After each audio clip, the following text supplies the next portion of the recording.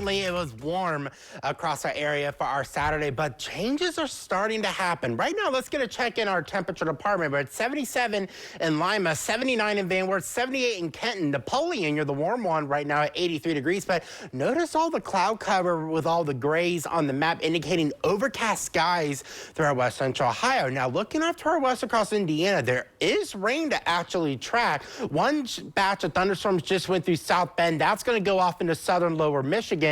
Indianapolis had some thunderstorms move through. That's weakening, but still some remaining showers that could try to sneak into our western part of the area. Those might dwindle over the next few hours, but we are expecting rain chances overnight tonight. So let's just look at the bigger picture overall. So this is a jet stream aloft. Notice a big dip in the jet stream across the heartland of the U.S. This is a large trough, and out ahead of that trough, we have a lot of rising air, and we have plenty of clouds that are surging out ahead. And there's plenty of rainfall across Illinois, Missouri, Arkansas, with a developing area of low pressure just northwest of St. Louis. That low pressure could give us some weather later tonight. We do have a marginal risk of severe weather out for the overnight hours tonight.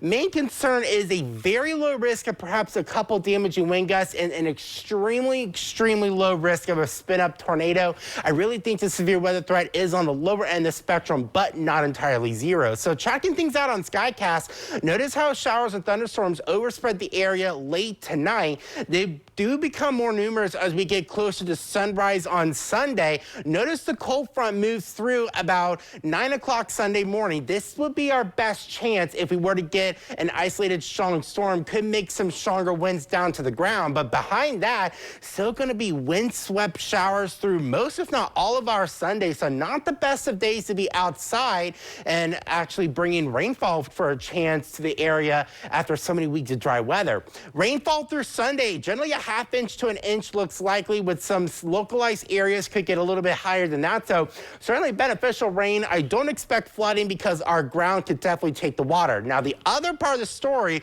our winds are going to increase. Look at this. Later overnight tonight, strengthening low-level winds are going to occur as that area low pressure deepens. Now, out ahead of that cold front, those showers could mix down some wind gusts well over 40 miles per hour through Sunday morning. So don't be surprised if you hear the wind increase overnight tonight into tomorrow. And then through most of our Sunday, it's going to be a pretty gusty day. Sustained wind 20-25, gusting at times over 40 miles per hour. Then those winds relax as we go late into our Sunday night and Monday. For tonight, 60 degrees, thickening clouds with that rain and wind. And then going into our Sunday, 65 degrees. That's going to be early in the day with falling temperatures, with rainy conditions throughout the day. Rest of the 7-day forecast, plenty of fall conditions over the next several days. Another chance of showers possible by next Saturday. Back to you, Pearl.